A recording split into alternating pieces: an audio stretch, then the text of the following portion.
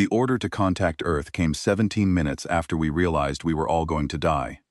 I remember the exact second it happened, because the tactical display above the command table flashed from amber to red, and every officer in the room stopped breathing at the same time. My name is Idris Vasek. I am a commander in the Galactic Union Naval Intelligence Division, and I have served on Station Helix Matar for 11 years. In all that time, I had never seen the board turn fully red. Not once. Not even during the border skirmishes with the Tyranny Collective, or the pirate purges in the Ellen Reach. Red meant total systemic failure. Red meant no options remaining. Red meant the Dominion swarm had broken through our last defensive cordon at the Veshan Corridor, and there was nothing between them and 2 billion civilians on Cathari Prime. I looked across the room at Supreme Admiral Tyrannus. She stood behind the command table with her 4 arms folded across her chest, her silver-white skin reflecting the glow of the dying battle map. Tyrannus was Ellerai, born on a world of perpetual storms, and in 12 years of combined fleet operations, I had never once seen fear on her face. I saw it now. It was subtle, just a tightening around the edges of her wide black eyes, but I knew what it meant. She had run the calculations. She had weighed the options. And she had come to the same conclusion as every other flag officer in the room. We had nothing left. The swarm had rolled through 13 member species fleets across 4 star systems in less than 6 standard days. The Rithani Third Fleet, my own people's contribution to the defense, had been gutted at Palak Station. The Alori heavy cruiser squadrons had held the line at Veshan for almost 40 hours before the swarm simply overwhelmed them with numbers. The Tyranny, the Kasathi, the Yul Ven, all of them had thrown everything they had into the corridor, and all of them had been chewed apart by 8,000 biomechanical warships that learned from every engagement and adapted faster than any enemy we had ever faced.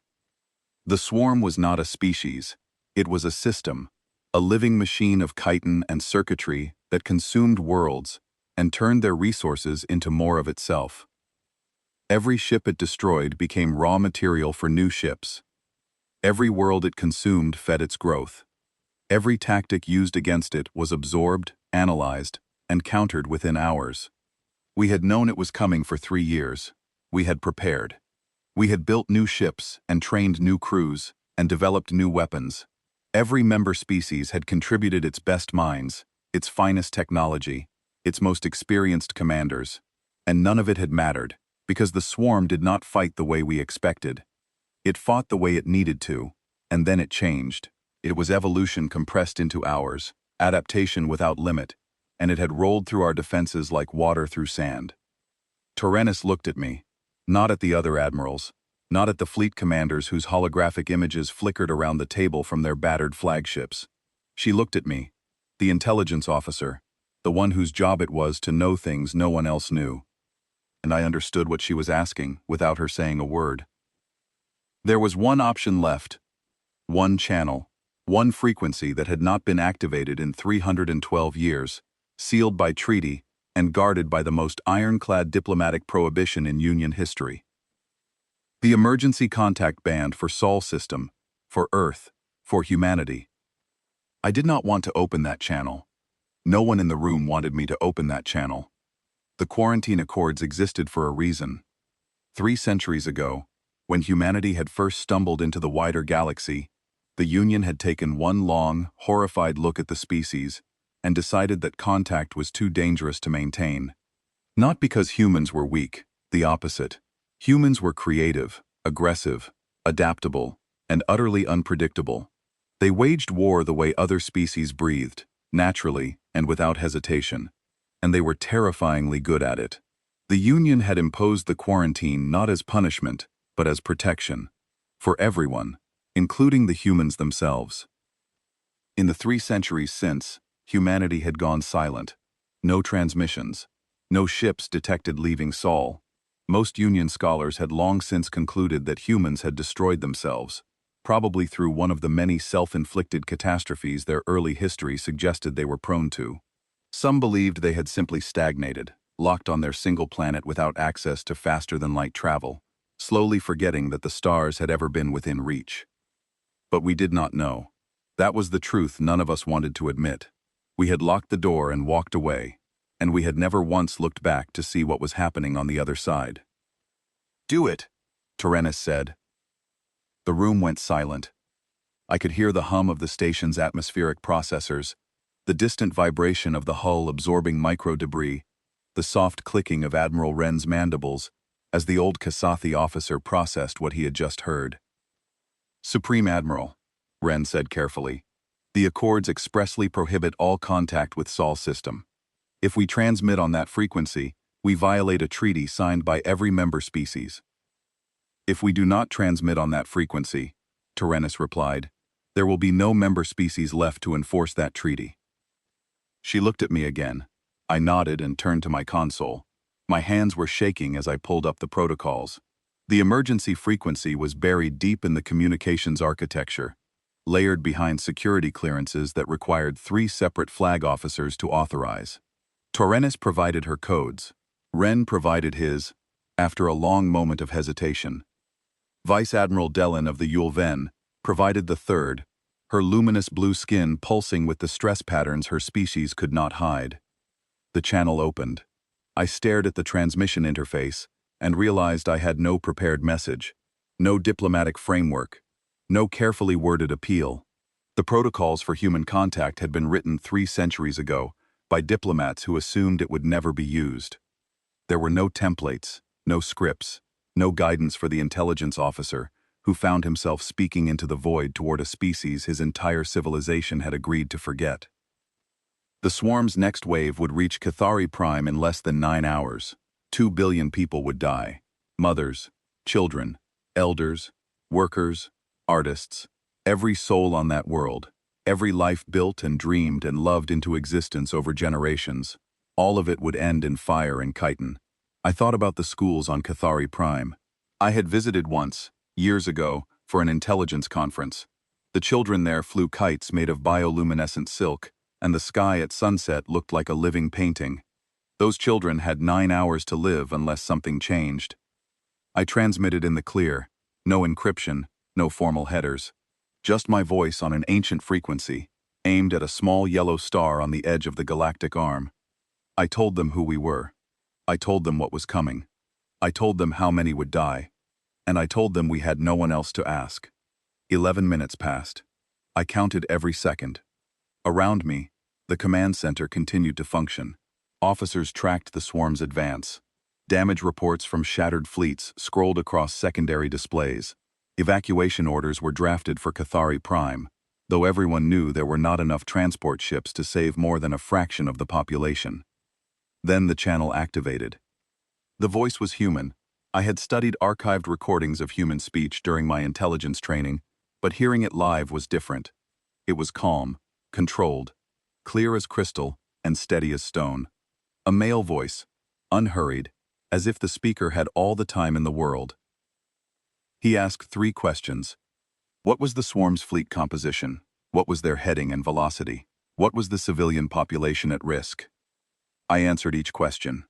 My voice was steady, which surprised me, because my hands were not.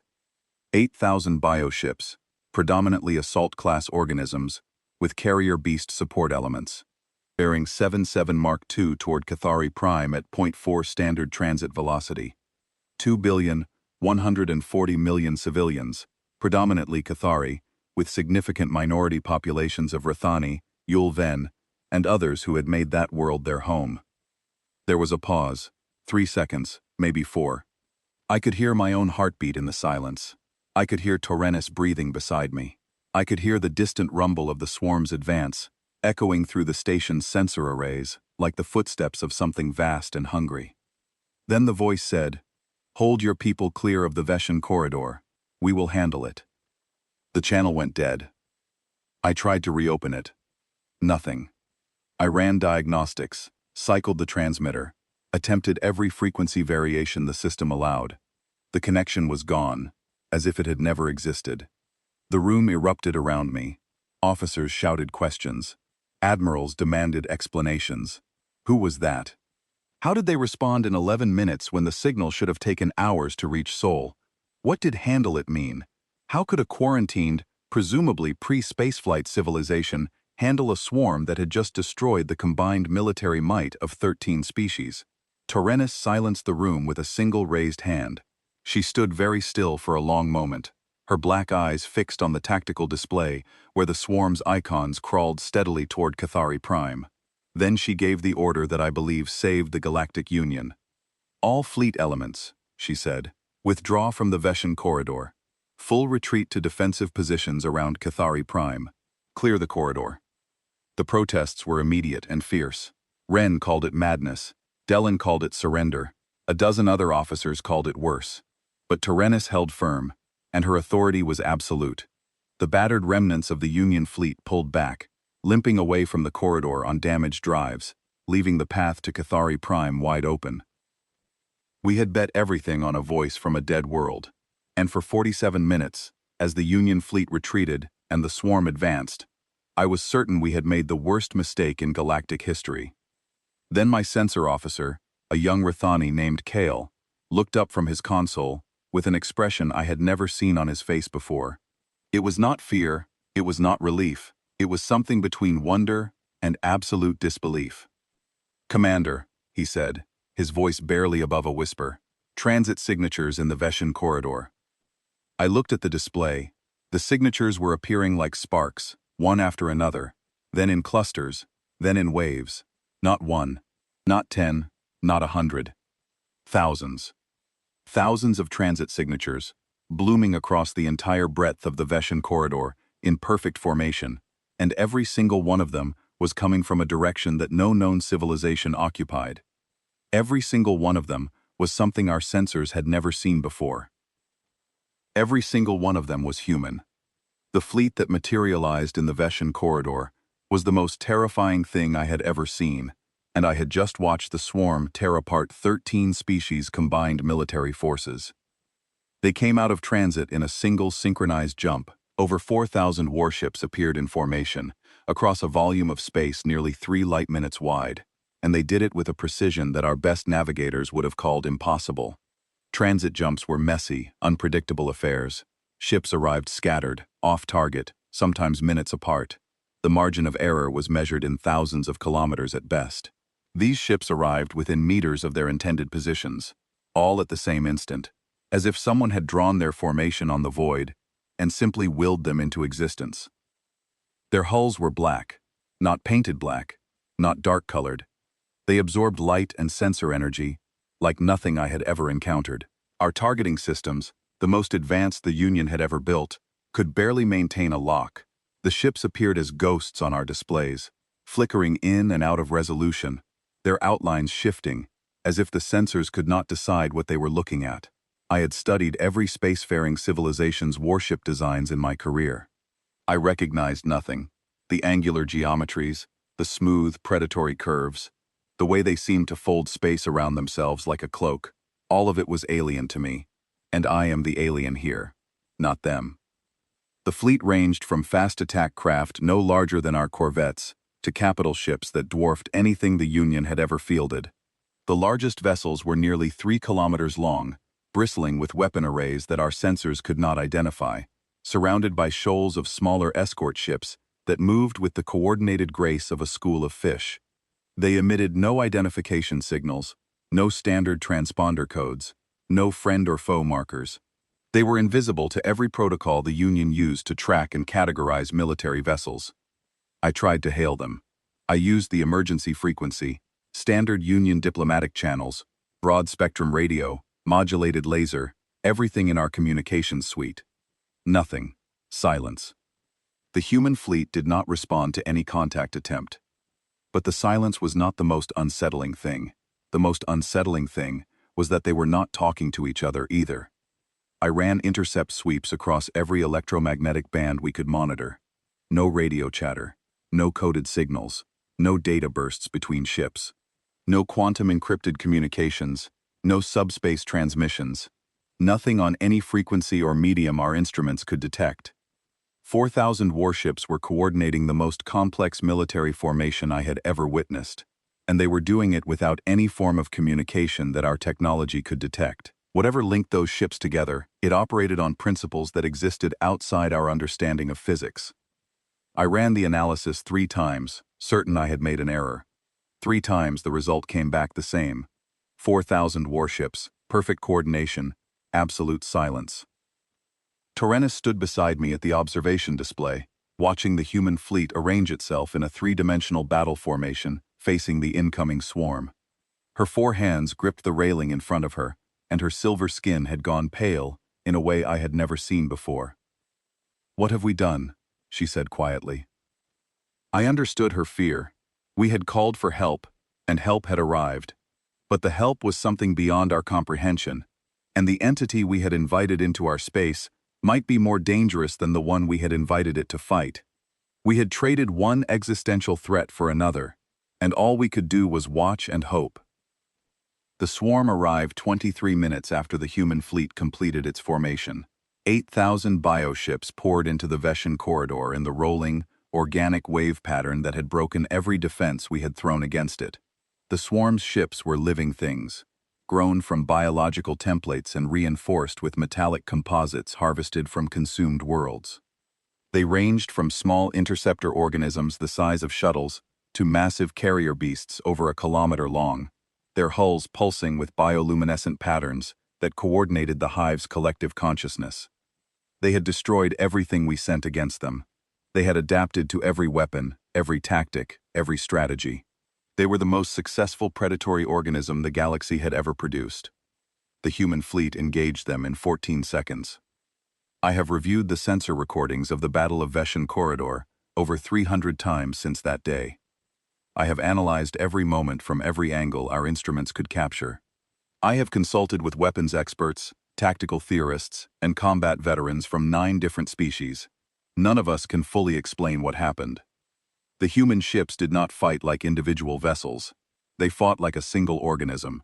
Each ship seemed to know exactly where every other ship was, what it was doing, and what it needed to do next, all without any detectable communication.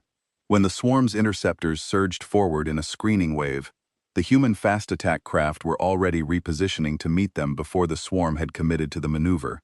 When the carrier beasts launched their boarding organisms, the human escorts had already formed defensive perimeters around their capital ships. Every action was anticipated. Every response was instantaneous. Their weapons were unlike anything in the Union's technological library. The primary armament of the capital ships appeared to be directed energy systems that operated on principles our scientists could not identify. They cut through swarm bioarmor as if it did not exist. I watched a beam strike a carrier beast amidships and pass through it without slowing, leaving a molten channel 300 meters wide through the creature's body. The fast attack craft used kinetic projectiles, but these were not simple slugs. They penetrated the target's hull and then detonated inside, as if they could sense the optimal moment and location for maximum internal damage. Area denial weapons created spherical zones of absolute destruction that persisted for minutes, forcing the swarm to root around them and breaking up the hive's formation. But the weapons were not the deciding factor. The tactics were. The swarm's greatest strength was its ability to adapt. It learned from every engagement, analyzed its losses, and modified its approach in real time. Against the Union fleets, this had been devastating. We would develop a counter to one swarm tactic, only to find the hive had already evolved 3 new ones. We were always one step behind. Against the humans, the swarm adapted and found that its adaptations had already been countered. The humans changed tactics faster than the hive could respond, as if they had already wargamed every possible swarm adaptation and prepared responses for each one. When the swarm shifted to dispersed formation to reduce the effectiveness of the area denial weapons, the human fleet instantly transitioned to precision strikes, targeting the coordination nodes that linked the dispersed elements.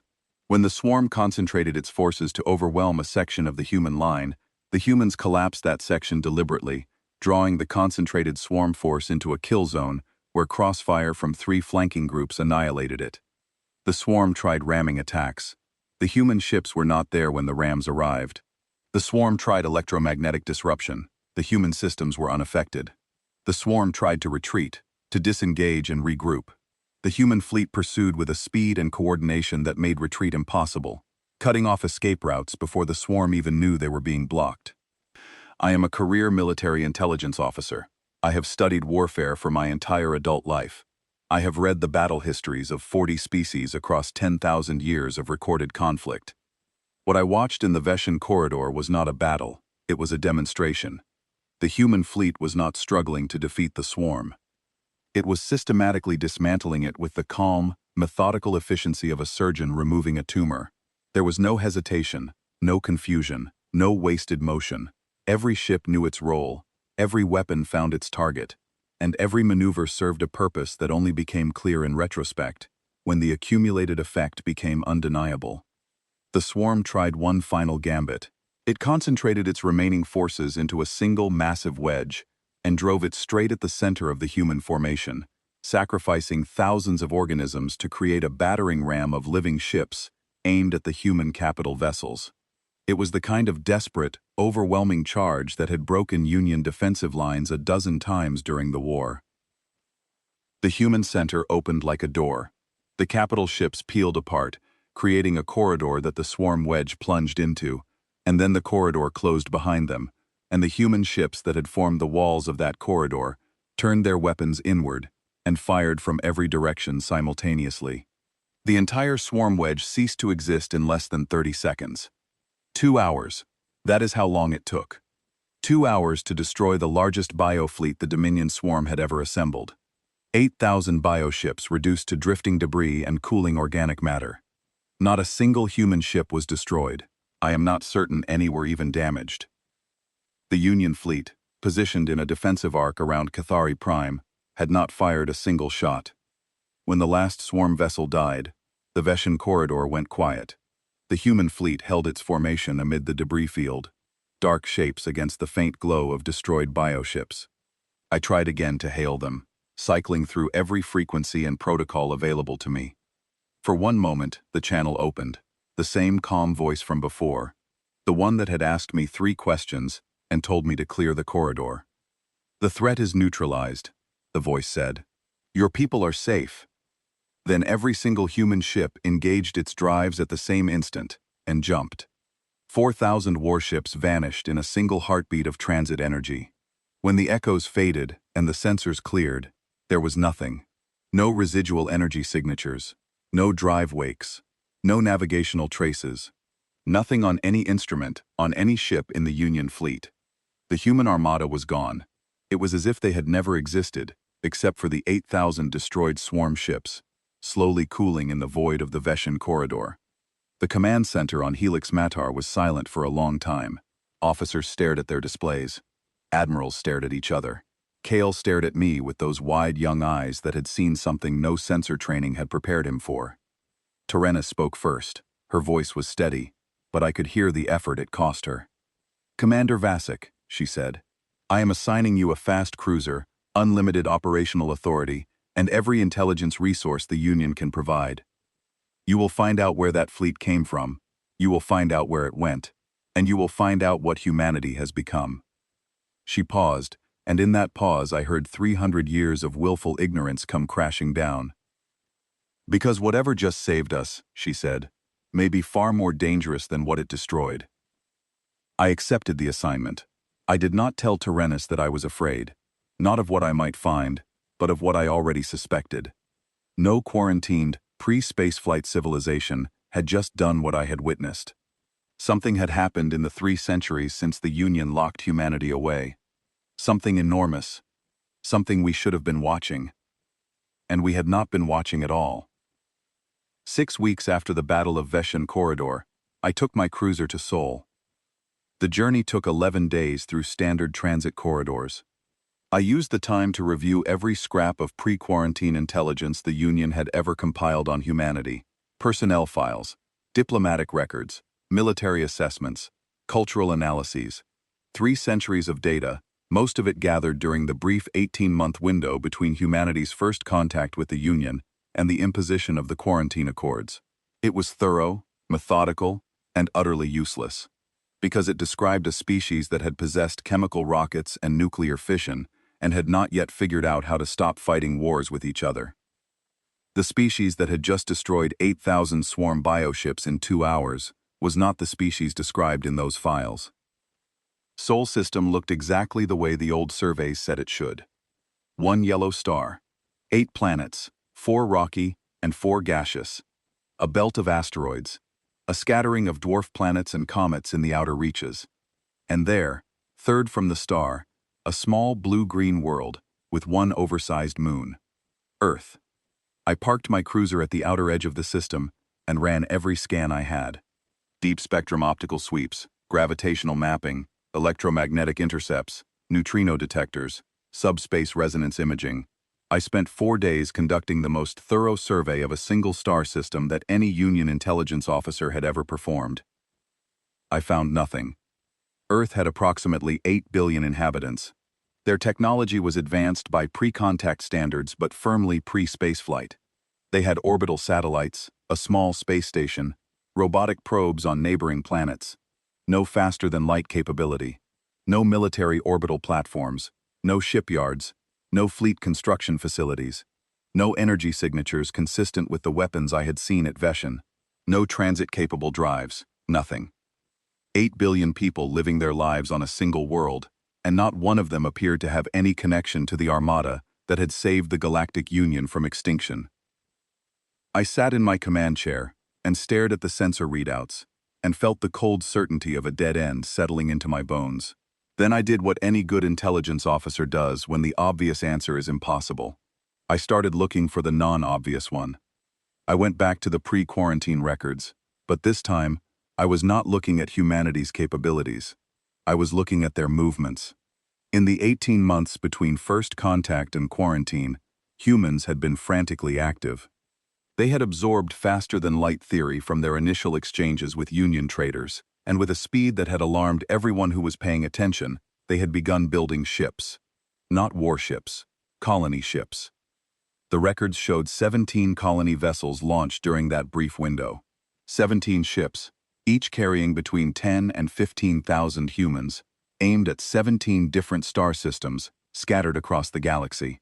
The Union had tracked them at the time, but had not been concerned. Deep space colonization, with primitive FTL technology, was considered a death sentence.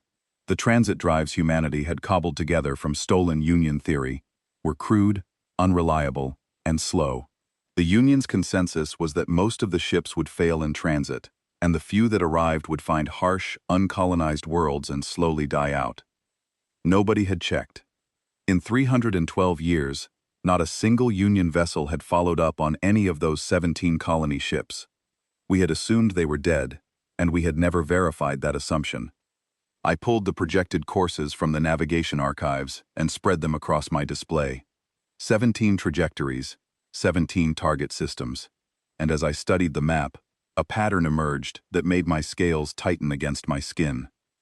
Every single target system was in a region of space the Union considered worthless.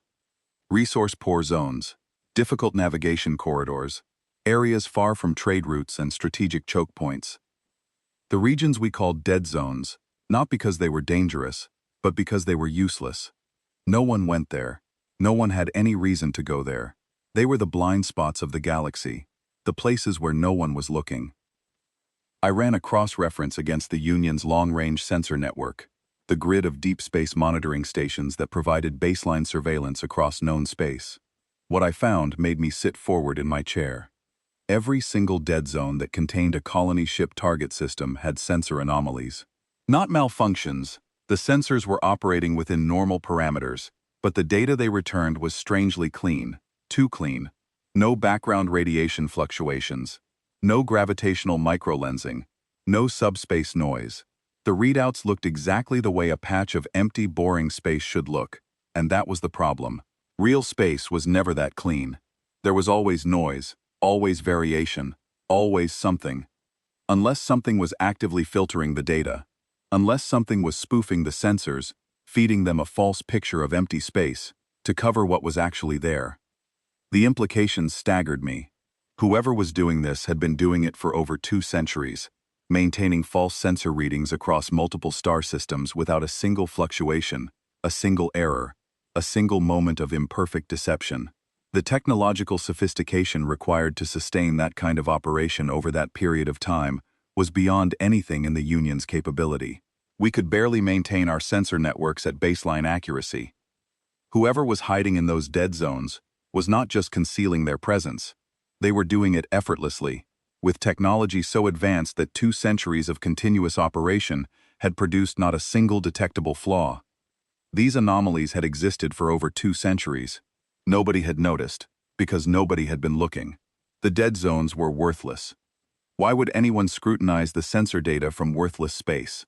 The answer, I was beginning to realize, was that someone had made them look worthless, specifically so no one would look. I chose one colony ship trajectory and followed it. The vessel had been designated Pilgrim 7 in the pre-quarantine records. It had carried 12,000 humans toward a system in the Palax Reach, one of the deepest dead zones in the Union's charts. Transit time at primitive FTL speeds would have been roughly 8 months. I plotted the course, engaged my drive, and went looking for 12,000 humans who might have been dead for 3 centuries. I found them in 6 days. The system in the Palax Reach had no Union designation. It did not appear on any chart I had access to. When my cruiser dropped out of transit on the system's edge, I ran a full sensor sweep and discovered a main sequence star with 6 planets, 2 of which were in the habitable zone. The inner habitable world was a dry, rocky planet of no particular interest. The outer one was alive. Not just habitable, thriving. The planet had been terraformed with a precision and completeness that exceeded anything the Union had ever achieved. Balanced atmospheric composition, regulated ocean temperatures, carefully managed biosphere with integrated agricultural zones visible from orbit, and scattered across the temperate continent's settlements, small cities, a population that my instruments estimated at roughly 2 million humans. 2 million. Pilgrim 7 had carried 12,000. I established a standard orbit and attempted to hail the surface. The response came quickly, in Union common tongue, from a woman with a warm, steady voice who identified herself as Settlement Director Lucy Brennan. She seemed surprised but not alarmed by my presence. She invited me to land. I descended to the surface in my shuttle, landing at a small port on the outskirts of the largest settlement. The first thing I noticed was how beautiful everything was. The buildings were elegant, built from local materials with an architectural style that blended seamlessly into the surrounding landscape. The roads were clean, the air was pure, with none of the industrial chemical traces that most civilized worlds accumulated. Gardens bordered every structure, lush and carefully tended. Lucy Brennan met me at the port. She was tall for a human, with dark hair streaked with gray, and the kind of calm, steady gaze that suggested she was not easily unsettled. She welcomed me with genuine warmth, shook my hand in the human fashion, and offered to show me around the settlement. What I saw over the next several hours was a peaceful, prosperous agricultural community. The humans grew crops using techniques I did not recognize, but that were clearly highly efficient. Fields stretched to the horizon in neat, organized rows, and automated systems I could not identify moved among the plants, tending and harvesting with silent precision. Their homes were comfortable and well-built, constructed from materials that gleamed faintly in the sunlight, with a durability that suggested molecular engineering far beyond what visible technology should allow. Their children were healthy, well-educated, and curious about the tall, scaled alien walking through their town.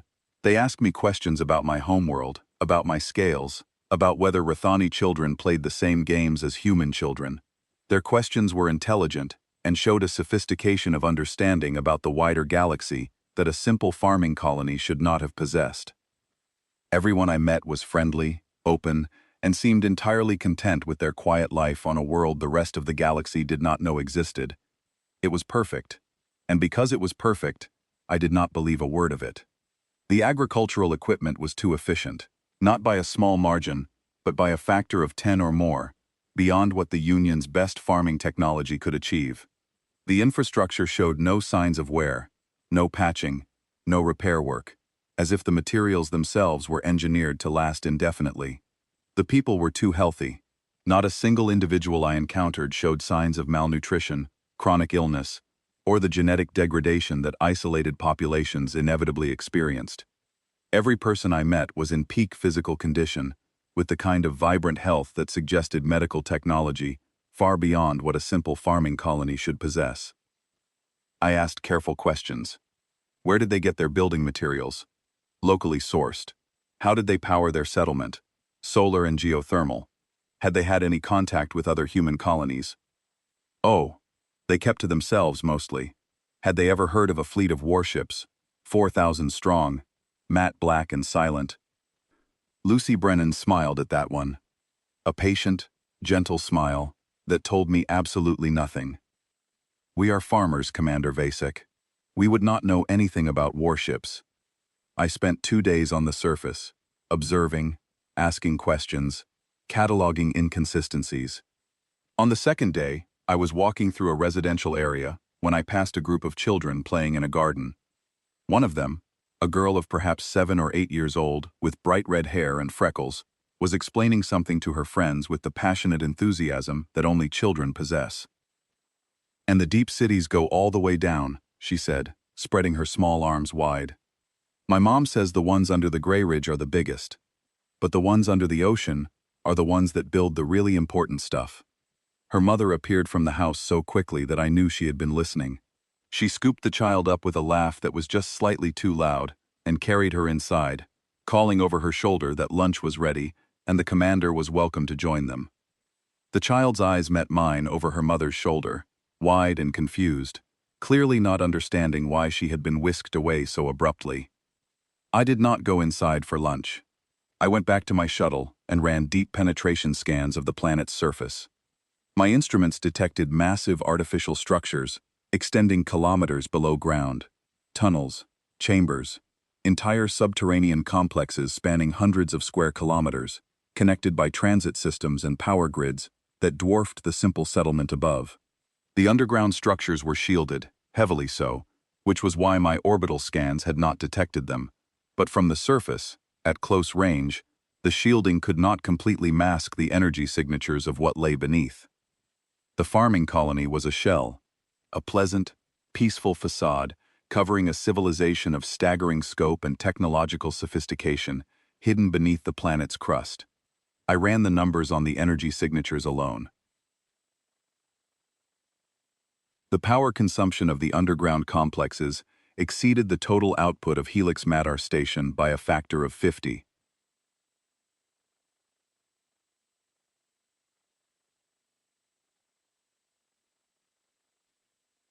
Whatever was down there, it was not a survival bunker or a storage facility.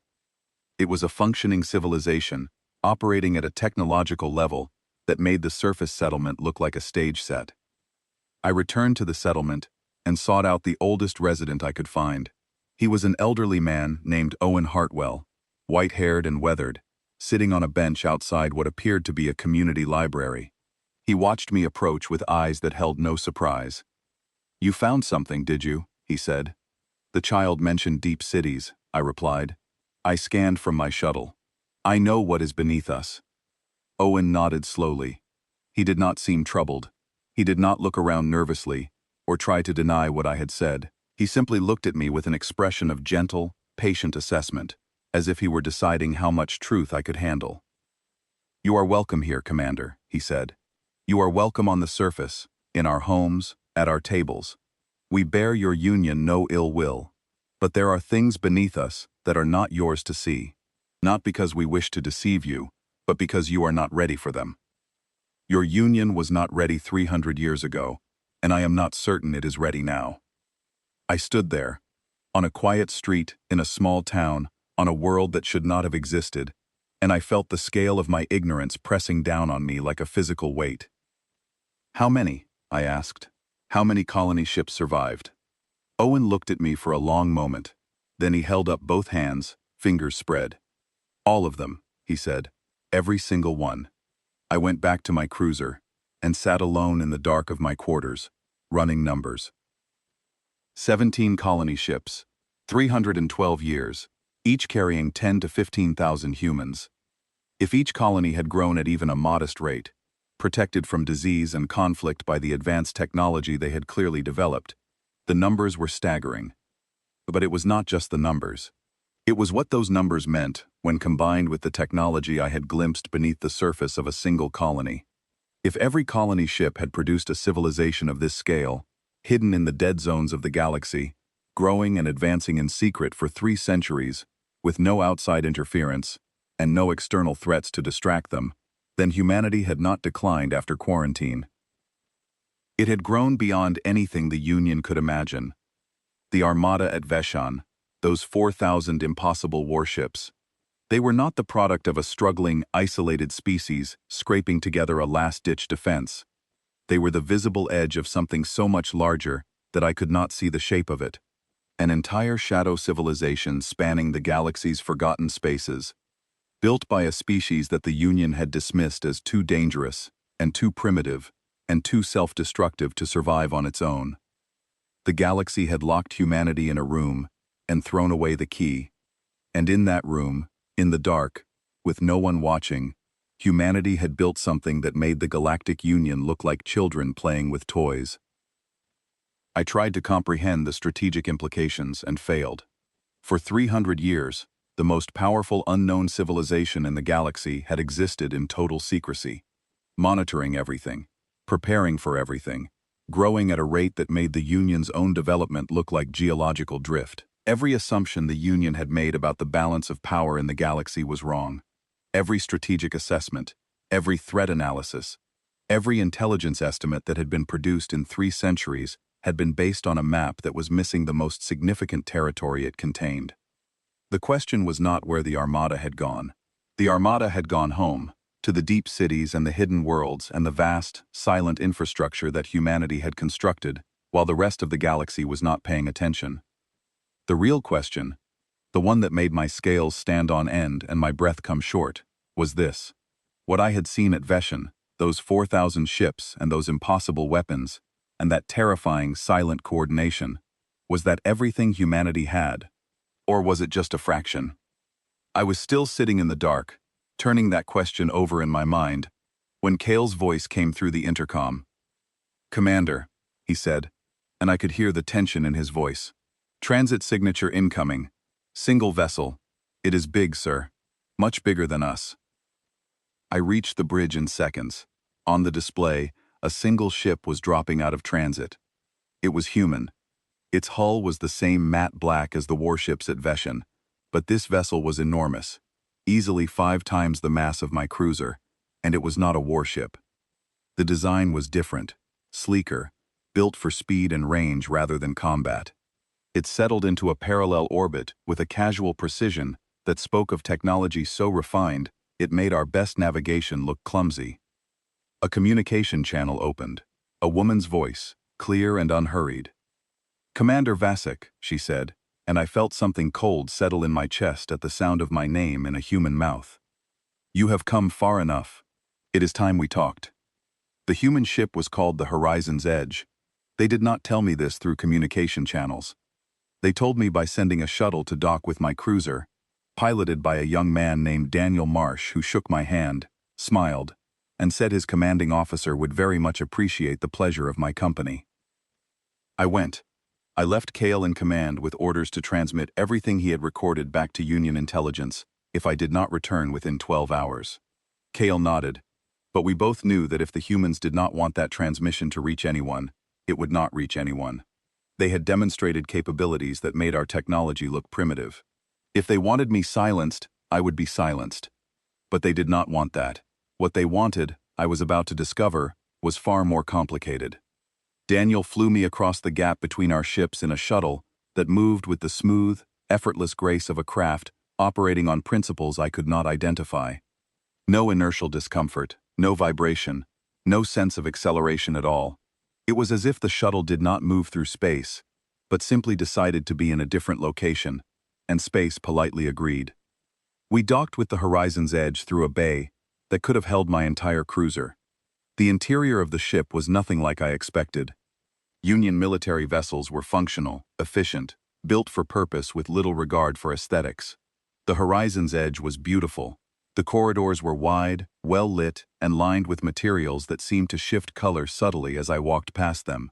The air was clean and carried a faint scent of growing things, as if somewhere deep in the ship there were gardens.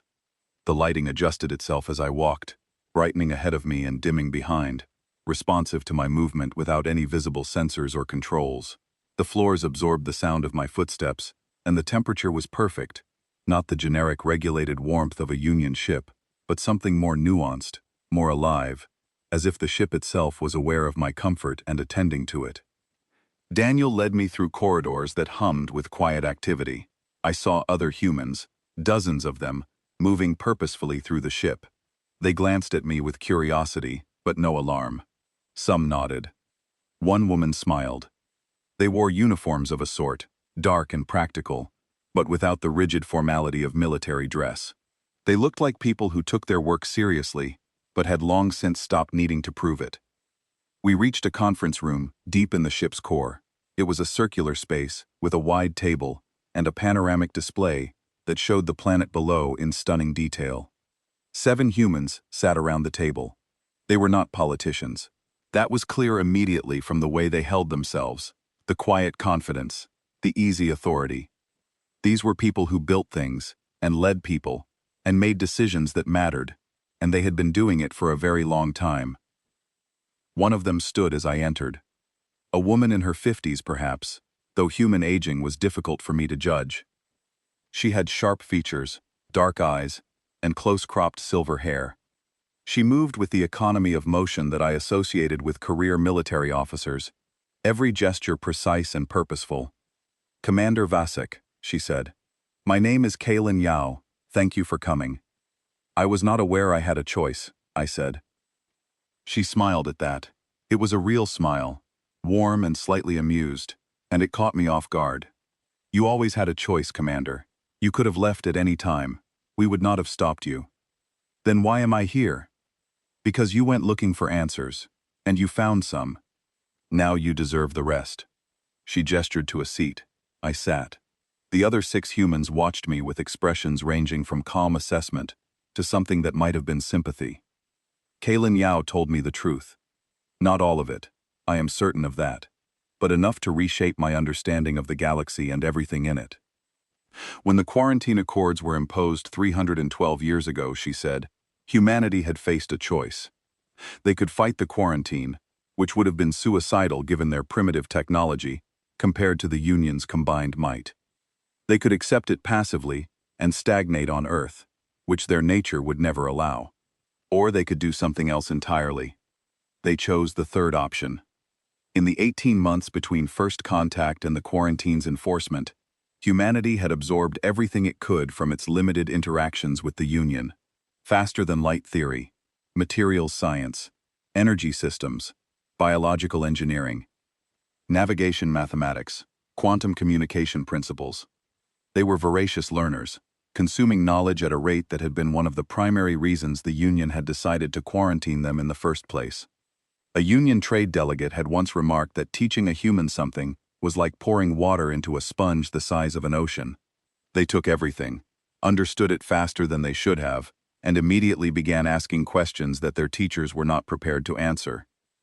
And in those 18 months, they had used that stolen knowledge to build 17 colony ships and launch them into the void.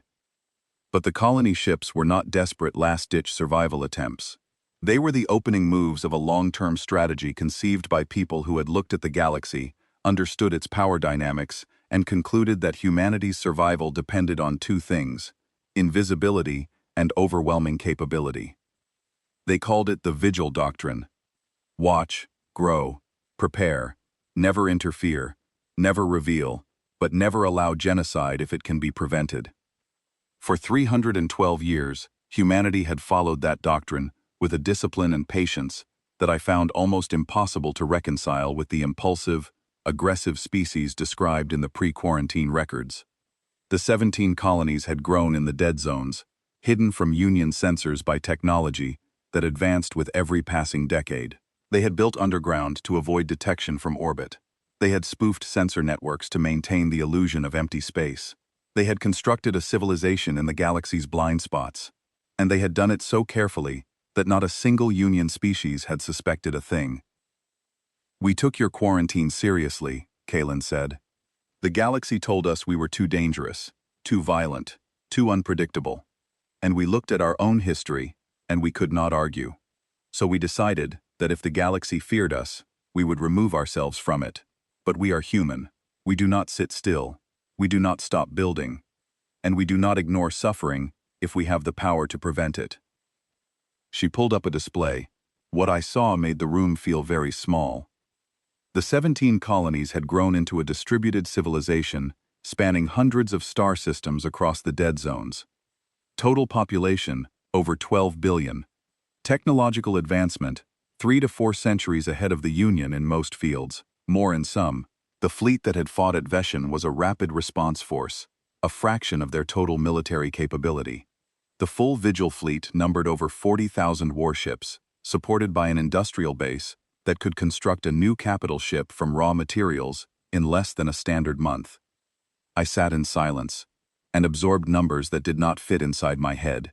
12 billion humans, hundreds of systems, 40,000 warships, weapons technology that made the Union's arsenals obsolete, and all of it hidden.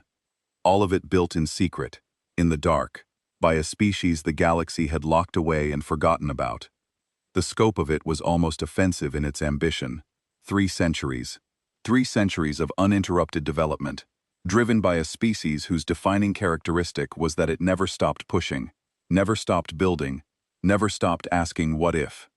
The Union had spent those same 3 centuries in relative stability, advancing slowly, maintaining the status quo, content with its position as the galaxy's dominant civilization.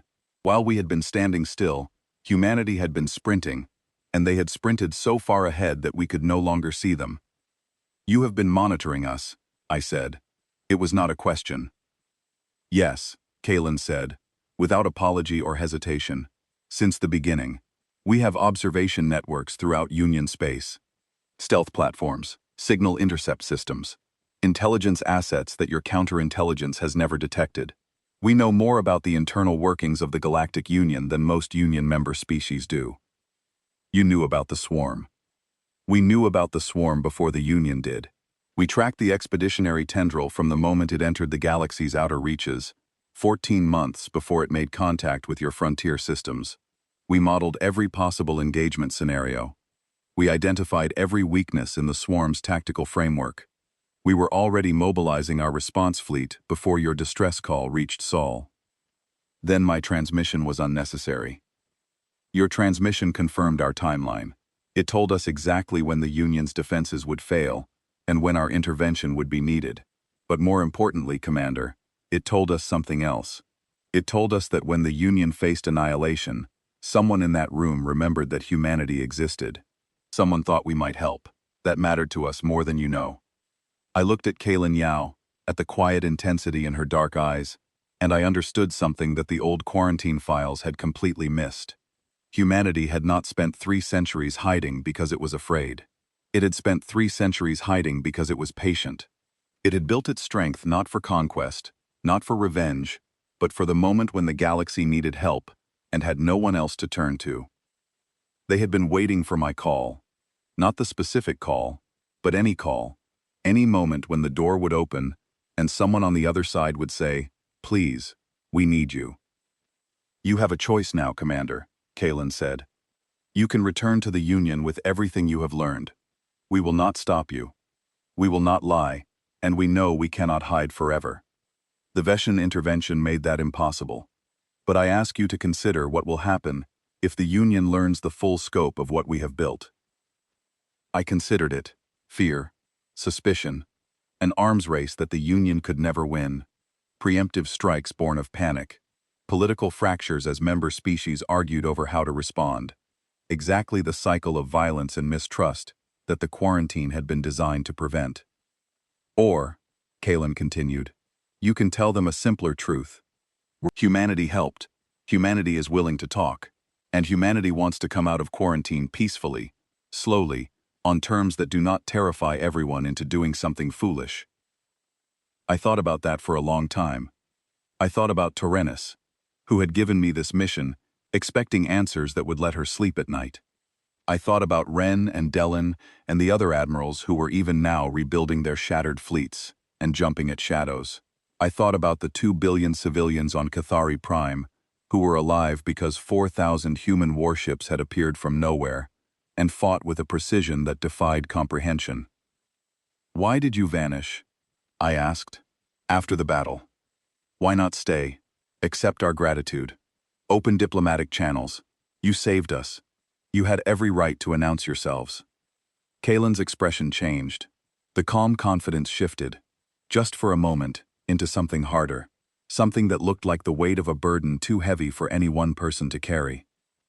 Because the swarm you faced at Veshan was a scouting fleet, she said. The room went cold. The expeditionary tendril was a probe, a test of the galaxy's defenses. The real swarm, the main hive, is still out there.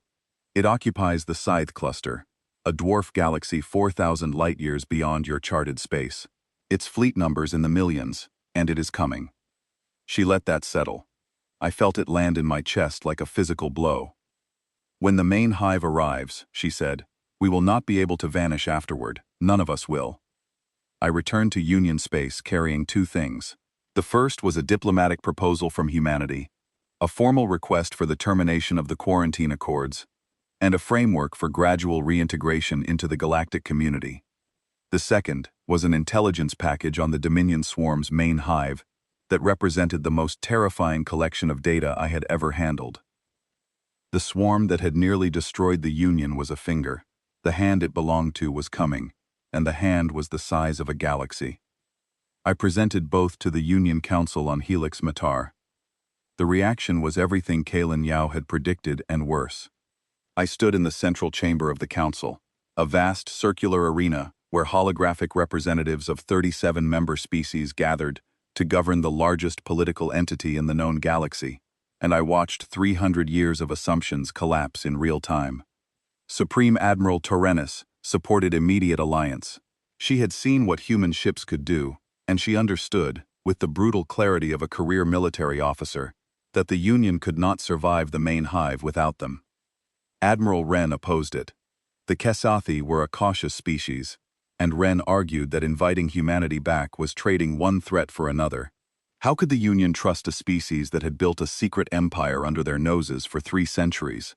What guarantee was there that humanity would not simply wait until the Swarm and the Union had weakened each other, and then move in to claim what was left? Vice Admiral Dellin wanted more information before committing. Her Yule Venn delegation insisted on independent verification of everything I had reported. They wanted their own scientists to examine human technology. They wanted their own intelligence officers to assess the swarm threat. They wanted certainty in a situation that offered none. The debate raged for 4 days. Representatives from species I had never worked with took the floor. The Villani, an aquatic species whose homeworld had been directly threatened by the swarm's advance, argued passionately for alliance. The Dren, whose isolationist tendencies made the old quarantine look like an open-door policy, demanded that humanity be contained before it grew any stronger. The Kesathi delegation fractured, with younger officers supporting alliance and older diplomats warning of catastrophe.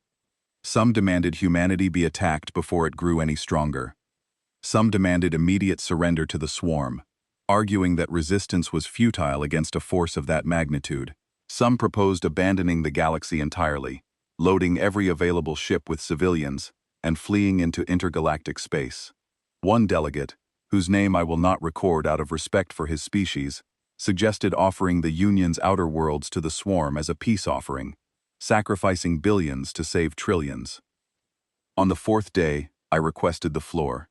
I was not a politician. I was not a diplomat. I was an intelligence officer who had spent 6 weeks tracking the greatest secret in galactic history, and I was tired of listening to people debate while the clock ticked down to extinction. I have stood on a human world, I told the council. I have walked their streets and spoken with their people, and looked into the eyes of the woman who commands their military. They are not what we feared. They are what we should have hoped for. The chamber went quiet. 300 years ago, we told humanity that it was too dangerous to be part of our community. We locked them out of the galaxy and left them alone in the dark. And what did they do? They did not attack us. They did not resent us. They accepted our judgment, looked at their own nature, and decided to channel it. They spent 3 centuries building, growing, preparing, not for conquest, not for revenge, but for the day when someone would need their help. I looked around the chamber. 37 species, thousands of worlds, trillions of lives. The swarm is coming, not the scouting force we faced at Veshan, The real thing. Millions of bioships from a hive that spans an entire dwarf galaxy. Without humanity, we die. It is that simple. We can debate their motives. We can question their trustworthiness. We can argue about the quarantine and whether it was right or wrong. But none of that matters if we are all dead. I paused. They answered our call. When no one else could help us, when we had exhausted every option and every ally, we reached out to the species we had rejected, and they came. They fought for us. They bled the swarm dry and asked for nothing in return. And then they vanished, because they did not want to frighten us. I let that sink in. I have seen what they can do. And I am telling you, as the intelligence officer who has spent his career assessing threats and capabilities, that we will never find a better ally, not because they are powerful, though they are powerful beyond anything I can adequately describe, but because they are the only species I have ever encountered that spent 300 years preparing to save people who had abandoned them. The vote came 2 days later. It was not unanimous. It was not easy. But it passed. The quarantine accords were formally terminated by a margin of 24-13, and humanity was invited to join a combined defense against the Dominion swarm. I served as liaison. The first human diplomatic delegation arrived at Helix Matar 3 weeks after the vote. They came aboard a single ship, modest by their standards, crewed by 40 people, led by a man named Edward Graves, who had the patient, unflappable demeanor of someone who had been preparing for this meeting for a very long time. The initial interactions were tense. Union officers and diplomats who had grown up hearing stories of human violence and unpredictability found themselves face to face with quiet, professional, almost unnervingly calm individuals who listened more than they spoke and never raised their voices. The humans shared technology selectively, providing upgrades to Union weapons and shield systems that dramatically improved their effectiveness without overwhelming the engineering teams who had to implement them. They shared intelligence on the swarm, detailed analyses of the hive's behavioral patterns, its weaknesses, its decision-making processes, information that the Union's own intelligence apparatus had spent years trying to gather without success. And they shared tactical doctrine.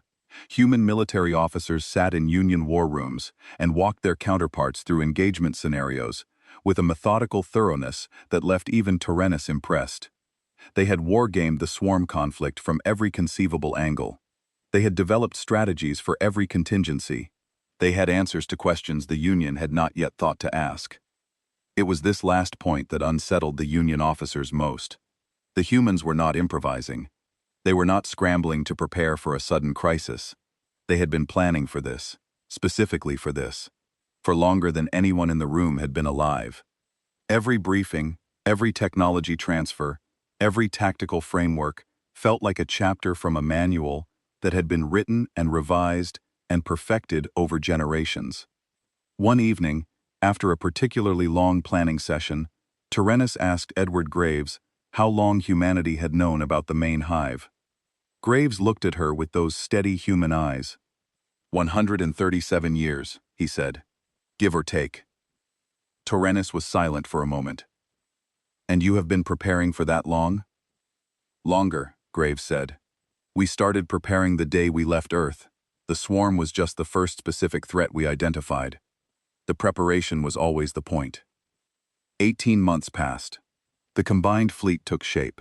Union warships refitted with human technology, fighting alongside human vessels in joint training exercises that pushed every species to its limits. The humans were patient teachers, but demanding ones. They expected excellence, and they got it, because every officer in the combined fleet understood what was coming and what failure would mean. There were difficulties. Cultural friction between species that had never worked together, let alone fought together, was inevitable.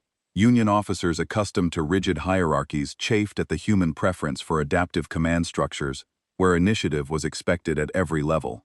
Human engineers grew frustrated with Union technology that had been designed for reliability rather than performance. Language barriers, philosophical differences, and 3 centuries of mutual ignorance created obstacles that required constant effort to overcome. But the effort was made, on both sides, with a determination that grew stronger with every passing week. I watched Rathani gunners learn to operate human weapons systems that responded to intention as much as input. I watched human tactical officers study Kasathi swarm defense protocols and integrate them into their own doctrine, acknowledging without ego that the insectoid species had insights into coordinated defense that humanity had not developed on its own. I watched LRI engineers and human engineers work side by side in engine rooms, combining two technological traditions into something stronger than either could have been alone. I spent those 18 months living between two worlds, translating not just languages but ways of thinking, bridging the gap between species that had been separated for 3 centuries. I learned things about humanity that no intelligence file had ever captured: their humor, their stubbornness, their infuriating, beautiful, irrational insistence on hope in the face of overwhelming evidence that hope was not warranted. And I watched them prepare for a battle they knew might kill them all, with the same quiet, steady determination that had carried them through 3 centuries of exile. The combined fleet assembled at the edge of charted space, on a date the humans had calculated, with a precision that spoke of intelligence capabilities the Union still did not fully comprehend. 112,000 Union warships, the largest fleet the galaxy had ever assembled. Alongside them, the Vigil fleet. The Union officers had seen 4,000 human ships at Veshen. They had trained alongside human squadrons for months. They thought they understood the scale of humanity's military power. They did not. The Vigil fleet arrived in full force. Not 4,000 ships. 40,000. Capital ships kilometers long, their dark hulls bristling with weapons systems that the Union's best scientists still could not fully explain. Weapons platforms that bent gravity. Carrier ships that deployed thousands of unmanned combat drones moving in swarms, so coordinated they looked like living clouds. Escort squadrons that moved through space with the fluid, predatory grace of deep ocean hunters. I stood on the bridge of the Union flagship beside Tyrannus and watched the tactical display fill with blue icons until the screen could barely contain them. Around me, Union officers stared in silence. Some of them had tears in their eyes. Some of them were trembling, not from fear, from awe. They were holding back, Tyrannus whispered. At Veshen, they sent 1/10 of what they had. They did not want to frighten us, I said. Tyrannus laughed. It was a short, sharp sound, almost a bark. They have failed spectacularly at that. Kalen Yao's voice came through the combined fleet communication channel, steady and clear, and carrying the weight of 300 years of preparation. All forces, this is Vigil Command. The swarm's main body will enter detection range in 6 hours. Formation assignments are transmitted. Engagement protocols are active. Today we fight together, Union and human, for every world and every life in this galaxy. Hold your lines, trust your training, and know that whatever happens in the hours ahead, you are not alone. You were never alone. We were always here. The main hive arrived on schedule. I had seen the intelligence reports. I had studied the projections. I had attended hundreds of briefings and reviewed thousands of tactical simulations. I had spent months preparing for this moment, steeling myself for the reality of what was coming. None of it was adequate. Nothing could have prepared anyone for the reality of seeing it with their own eyes. The swarm came out of deep space like a wall of darkness. Millions of bioships, so many that they dimmed the stars behind them, a tide of chitin and bioluminescence, and hunger that stretched across the void in every direction. The hive mind pulsed with coordinated fury, its component organisms moving in patterns so complex they looked like living mathematics. Carrier beasts the size of small moons anchored the formation, surrounded by clouds of interceptors and assault organisms, and things I had no name for. Things the swarm had evolved specifically for this invasion. Weapons of biology, shaped by a collective intelligence that had been perfecting the art of consumption for millions of years. The combined fleet engaged. I cannot adequately describe the next 14 hours.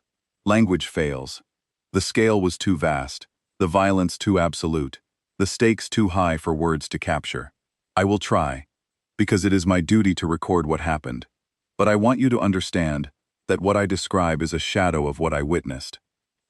The Union fleet fought with a ferocity and precision that would have been impossible without the 18 months of human training and technology upgrades. Ships that had limped away from Veshan 18 months ago now stood firm against swarm assault waves that would have shattered them before. Union gunners using human-designed weapon systems cut through bioarmor with devastating efficiency. Union tactical officers using human-developed engagement doctrines coordinated their forces with a fluidity that surprised even their human advisors. Rithani destroyer squadrons, including ships from my own people's rebuilt Third Fleet, held entire sectors against odds that would have been laughable a year ago. LRI heavy cruisers, their hulls reinforced with human composite armor, absorbed punishment that would have cored them before and kept firing. Kasathi fighter swarms, trained in human formation tactics, harried the swarm's flanks with a coordinated precision that the Hive could not counter. But it was the Vigil fleet that turned the tide. The humans fought the way they had fought at Veshan, as a single organism, but at 10 times the scale. 40,000 warships moved through the battle space with a coordination that defied everything I understood about the limitations of fleet operations. They divided the swarm's formation, isolated its coordination nodes, and systematically destroyed its ability to function as a coherent entity. They deployed weapons I had never seen, even in the briefings. Gravitational lenses that compressed space around clusters of swarm ships, crushing hundreds of them into compressed masses of dead matter. Spatial disruption fields that tore holes in the fabric of normal space, swallowing everything within their radius. Energy weapons that operated on frequencies the swarm's bioarmor could not adapt to, because the frequencies changed with every shot. The swarm fought back with everything it had. Human ships died. I watched them die, those dark, silent, magnificent vessels cracking open under concentrated hive fire, their crews perishing in the void without a sound. For every 10 swarm ships destroyed, a human ship fell. For every 100, 3 or 4. The ratio was overwhelmingly in humanity's favor, but the swarm had millions of ships, and millions multiplied by even a tiny fraction produced numbers that mattered. The Union lost ships too. Good ships, good crews, good people who had trained for this moment and given everything they had. I recorded their names, all of them. 14 hours into the battle, the swarm was still fighting, diminished, fragmented, but still dangerous. The hive mind was adapting, evolving new tactics in real time, throwing everything it had at the combined fleet in a desperate attempt to overwhelm through sheer numbers. Then the human fleet did something I did not expect. A formation of 200 capital ships broke away from the main engagement and drove straight into the heart of the swarm's formation. Not toward the densest concentration of bioships, but toward something deeper, something that the swarm was protecting with layers of defenders so thick they were almost impenetrable. The 200 ships punched through those layers with brutal efficiency, taking casualties, losing ships, but never slowing, never stopping, driving forward with a single-minded determination that reminded me why the galaxy had quarantined humanity in the first place. At the center of the swarm's formation, the human ships found what they were looking for, the Nexus. The hive mind's central processing organism, a bioship the size of a small moon, pulsing with the neural energy of a collective consciousness that spanned millions of individual organisms. It glowed with a sickly green bioluminescence that was visible even through the chaos of the battle. A beacon of alien intelligence surrounded by layers of the swarm's most heavily armored defenders. The swarm's brain, its heart, its soul, if such a thing could be said to have one. Every bioship in the battle was an extension of this entity, every tactic a thought in this mind, every adaptation a reflex of this consciousness. Destroy it, and the swarm was not merely defeated, it was lobotomized. The humans had known it was there. They had known exactly where it was, exactly how to reach it, and exactly how to destroy it. 137 years of preparation for a single moment. The surviving capital ships, fewer than 100 now, surrounded the Nexus and fired everything they had, not at the Nexus itself, at the space around it. They created a disruption field so powerful that it collapsed the local geometry of space-time, folding the Nexus into a compressed singularity that existed for approximately 1/10 of a second before ceasing to exist at all. The effect was instantaneous. Across the entire battle space, Millions of swarm bioships simply stopped. Their bioluminescent patterns went dark, their weapons fell silent, their engines died. The coordination that had made them deadly dissolved in an instant, and without the hive mind to drive them, the individual organisms drifted, mindless and harmless, cooling in the void, like leaves falling from a dead tree. The silence that followed was the loudest thing I have ever heard. 152,000 ships, Union and human alike, hung motionless in space amid the debris of the largest battle in galactic history, and for a long, breathless moment, no one spoke, no one moved. The magnitude of what had just happened was too vast, too final, too absolute for immediate comprehension. Then, across the combined fleet's communication channels, a sound began to build. It started on the Union ships, a low murmur that grew into cheering, crying, shouting, in 37 different languages. Species that had never spoken to each other celebrated together. Officers who had fought side by side for 14 hours embraced across the void through video links, weeping with relief and exhaustion and joy. The battle was over. The war was over. The Dominion swarm, the greatest existential threat the galaxy had ever faced, was dead. Not defeated, extinct. The hive mind that had driven it, coordinated it, given it purpose and direction and hunger, had been erased from existence by a species that had spent longer than my entire career preparing for a single, decisive strike. And this time, the human fleet did not vanish. The dark ships held their positions. The wounded were recovered, the dead were honored. Communication channels opened between human and Union vessels, and for the first time in 3 centuries, the two civilizations spoke to each other not as strangers or as enemies, but as allies who had bled together and survived together and earned each other's trust in the only currency that truly matters. Kaylin Yao docked with the Union flagship 3 hours after the battle ended. She looked exhausted. For the first time since I had met her, the careful composure was gone, replaced by the raw, honest fatigue of someone who had carried an impossible weight for an impossibly long time and had finally been allowed to set it down. Tyrannus met her at the airlock. The Supreme Admiral of the Galactic Union and the commander of humanity's secret Armada stood face to face in a corridor that smelled of recycled air and burned circuits, and Tyrannus did something I had never seen her do. She saluted. A human salute, right hand raised to the brow, a gesture she must have learned from the human officers during the training period. A gesture of respect between warriors. Kaylin returned it, and then she smiled, a tired, genuine, deeply human smile, and said, "I believe you owe us 300 years of back rent." Tyrannus laughed. It was the first time I had ever heard her laugh. In the weeks that followed, as the combined fleet returned to Union space, and the long, complicated process of integrating humanity into the galactic community began, I wrote my final intelligence report. It was comprehensive.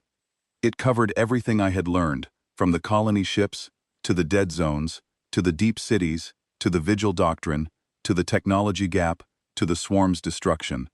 It ran to several hundred pages, and I included every detail, every observation, every conclusion. But the part that mattered, the part that I knew would outlast everything else in that report, was a single paragraph near the end. The Galactic Union quarantined humanity because it feared what humans might become. That fear was not irrational. Humanity did become something extraordinary, something beyond the Union's ability to predict or control. But the Union's mistake was in assuming that extraordinary meant dangerous. What humanity became was something far more complex and far more valuable than a threat. It became a guardian, a silent, patient, self-appointed protector that watched over a galaxy that had rejected it and waited, decade after decade, century after century, for the moment when protection was needed. The secret Armada did not vanish without a trace. It went home. It went back to the deep cities and the hidden worlds and the patient, quiet work of preparing for whatever came next. And when the next threat came, the threat that would have ended everything, it did not vanish afterward. It stayed. It stayed because the door was finally open, and because humanity had spent 300 years earning the right to walk through it. I filed the report. I put down my pen, and I sat alone in my quarters on Helix Matar, looking out at the stars, thinking about a species that had been locked away in the dark, and had used that darkness to become a light. Outside my window, a human patrol cruiser drifted past the station, its dark hull catching the light of distant stars. It was a common sight now, human ships among the Union fleet, human faces in the corridors of stations that had never known their footsteps. The adjustment was ongoing, complicated, sometimes difficult. 3 centuries of separation had created differences that would take generations to bridge. But the effort was being made, day by day, conversation by conversation, by people on both sides who understood that the alternative was a galaxy too divided to face whatever came next. I asked Kalen once, in the quiet days after the war, why they did it, why they spent 3 centuries hiding, building, and waiting to save a galaxy that had rejected them. She looked at me with those steady human eyes, dark and deep, and holding something I could not name, and she said, because someone had to, and no one else was going to. I think about that answer often. I think about what it means to be the kind of species that sees a closed door and does not break it down, does not walk away, but simply stands on the other side and waits, decade after decade, century after century, ready to open it the moment someone on the other side calls for help. The galaxy feared humanity. Perhaps it was right to, but it feared the wrong thing. It feared the violence, the aggression, the unpredictability. It should have feared the patience. Because a species that can wait 300 years in silence, building and preparing, and never once losing sight of its purpose, that is not a species that can be contained or controlled or quarantined. That is a species that will outlast anything the universe throws at it. And I am grateful, more grateful than I have words to express, that when the universe threw its worst at us, they were there. Silent, ready, unbroken. They were always there.